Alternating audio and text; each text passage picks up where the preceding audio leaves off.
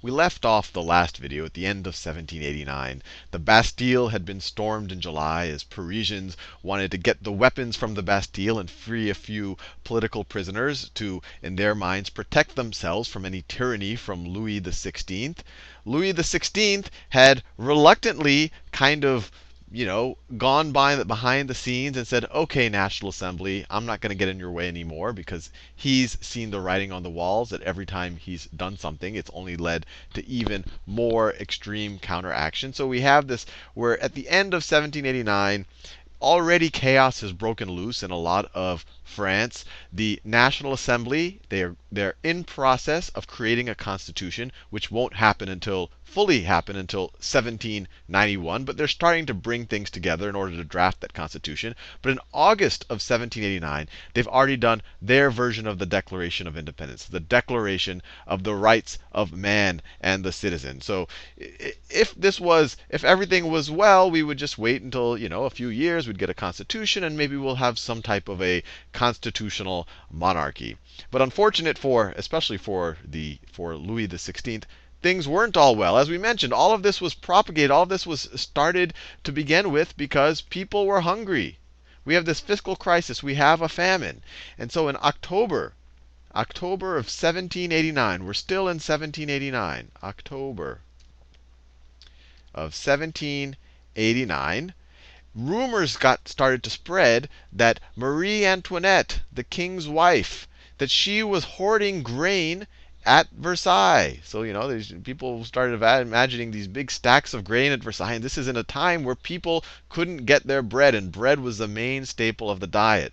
So there was actually a march of peasant women onto Versailles, and they were armed. This is a depiction of the peasant women marching on Versailles, and they went to Versailles, and they actually were able to get into the building itself, and they demanded, because they were suspicious of what Louis XVI and Marie Antoinette were up to at Versailles, they demanded that they move back, or not move back, that they move to Paris. So the Women's March, it resulted in, and they were able to get their demands. It resulted in Louis XVI and wife, Marie Antoinette, moving back to Paris, where they couldn't do things like hoard grain, and where they'll be surrounded by all of the maybe not so friendly people who could watch what they're doing. And this was also precipitated, I think the main factor was that people are hungry. Rumors are spreading that the king is hoarding grain, but there's also rumors that the king was being very disrespectful to some of the symbols of the new France, of the new National Assembly. So that also made people angry. And across the board, everyone kind of knew that, and including Louis XVI, that he wasn't really into what was going on. He wasn't into this kind of constitutional monarchy that was forming, this power that was being lost to the National Assembly. So we have this very uncomfortable situation entering into 1790, where the king and queen are essentially in house arrest in a building called the Tuileries in Paris. You have this National Assembly drafting this constitution. They're chartered to draft the Constitution up there. They all pledged at the tennis court oath. And at the same time, throughout France, you have some counterinsurgencies. So this is France right here. Throughout France, you have counterinsurgencies, people who don't like the revolution that's going on, and then those would be subdued, and people are all plotting one against each other. And then you have some nobility that says, gee, you know what? I don't like the way that this is going. We've seen already a lot of violence. People are angry. I'm just going to take my money and whatever I can pack, and I'm just going to get out of the country. I'm going to emigrate away from the country. So you start having nobility starting to leave France. They're called the émigrés. I know I'm not pronouncing it correctly. But you have this notion of, gee, if I had it good in France, I'm not going to have it good much longer. I better leave.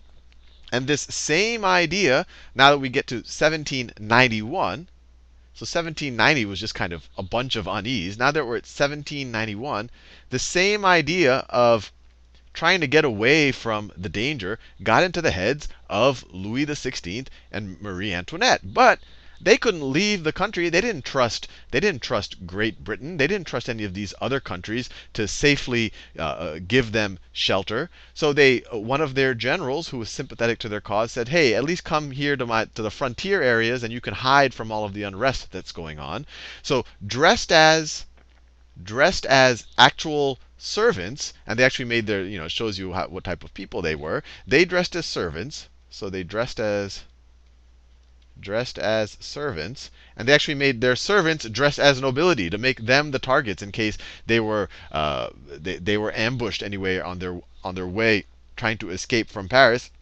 Dressed as servants, the king and queen, the king tried to escape to this general's estate, but when they were in Varennes, right here, they were actually spotted, and then the people essentially took them captive and brought them back to Paris. So this is called, you could imagine it as the flight to Varennes, or the flight away from Paris, or however you want to do it. So already the Louis XVI started to see the writing on the wall. They tried to get away, but people brought them back.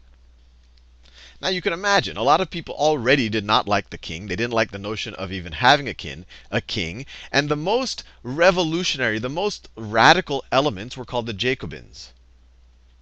The Jacobins. And after the king and queen tried to escape and came back, they're like, "Hey, gee, what's the use of even having a king? You National Assembly, why are you even trying to write some type of constitution that gives any power whatsoever to a king? We should have a republic. We should have a republic." Republic. Which is essentially, there's a lot of kind of nuanced definitions of what a republic is, but the most simple one is it's a state without a king, without an emperor, without a queen. So saying we don't need, you National Assembly, you think you're being radical, but you're not being radical enough. We want to eliminate the idea of having a monarchy altogether. And the fact that the monarch, that Louis XVI actually tried to run away, we view that as him abdicating the throne. Abdication, or essentially quitting. Abdication of throne. And they actually started to organize in Paris. This right here is the Champs de Mars. I know I'm saying it completely wrong. So this is a current picture of it. Champs de Mars.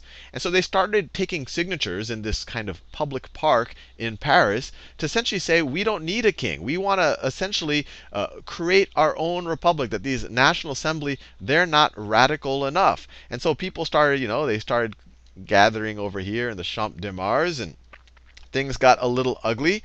So the actual troops were sent in to kind of calm everyone down. And these were actually troops controlled by the National Assembly, the people who are mainly controlled by the Third Estate. But things got a little crazy. Rocks were thrown at some of the troops. Some of the troops at first, they started firing in the air, but eventually when things got really crazy, they fired into the crowd.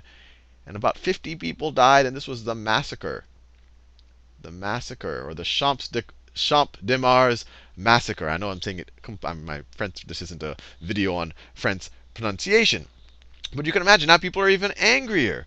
The king, people are still starving. That problem has not gone away. The king and queen has been kind of very reluctantly, everyone's suspicious of the fact that they're probably going to try to come back to power. They tried to run away when the Jacobins, or in general, kind of revolutionaries, but they're led by the Jacobins, when they start to suggest that, hey, we should have a republic, we shouldn't even have a king, and they gather people here, all of a sudden the troops that are controlled by the current National Assembly actually fire on the crowd and actually kill civilians for throwing rocks. And they might have been big rocks, but you can imagine this is going to anger already hungry and already suppressed people even more. And to make people even more paranoid that the king and queen might eventually come back to power, you had two major powers all of a sudden trying to insert themselves into the French Revolution. I'm going to do a little bit of a side here, because this is something, at least when I first learned European history, I found the most confusing.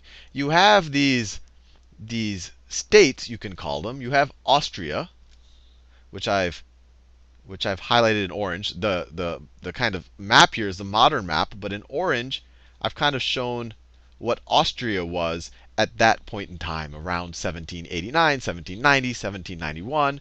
In this red color, I have Prussia. And I want to show you that these are very different than our current notions of one, Austria. Austria today is this modern country right here. And Prussia doesn't even exist as a modern country. And then you had this notion of the Holy Roman Empire, which overlaps with these other kingdoms or empires or whatever you want to call them. And I want to do a little bit of a side here. The Holy Roman Empire, as Voltaire famously said, is neither holy. Let me write that in.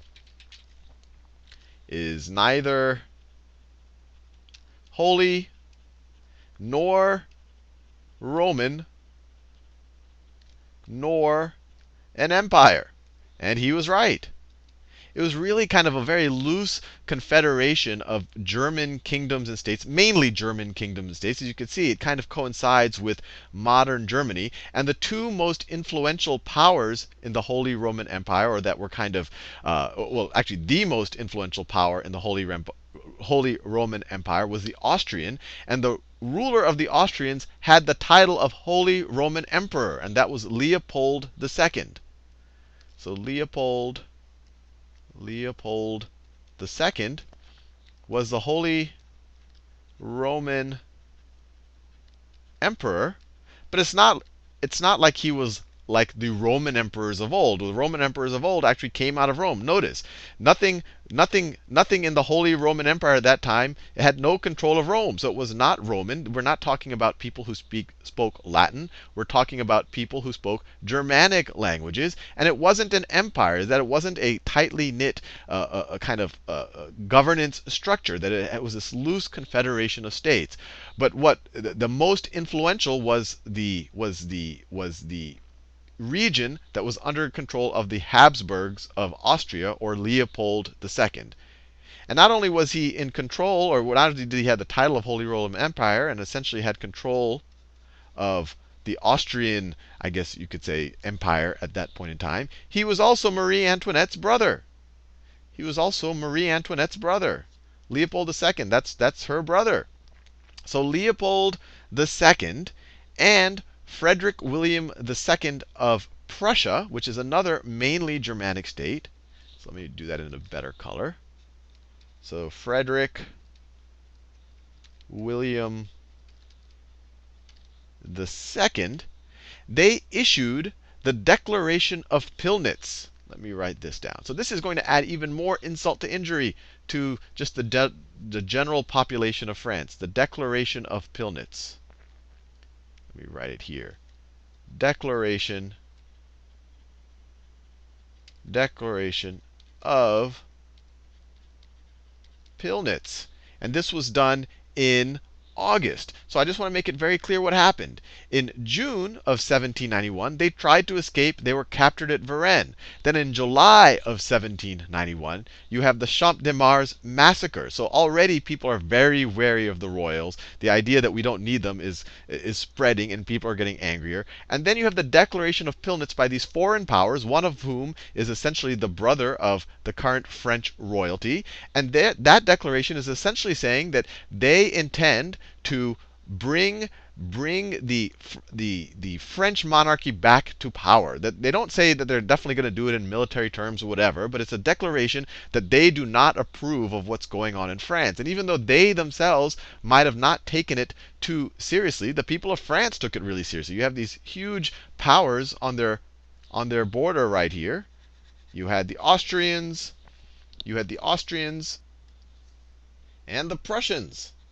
So this wasn't anything that people could take very lightly. So it only increased the fear that the royals were going to do something to come back to full power and really suppress people. And it really gave even more fuel for the Jacobins to kind of argue for some type of republic. So I'm going to leave you there in this video. As you can see, what we saw in the first video, things got bad. Now they're getting really worse. Chaos is breaking out in France. People are questioning whether they even need a king or queen.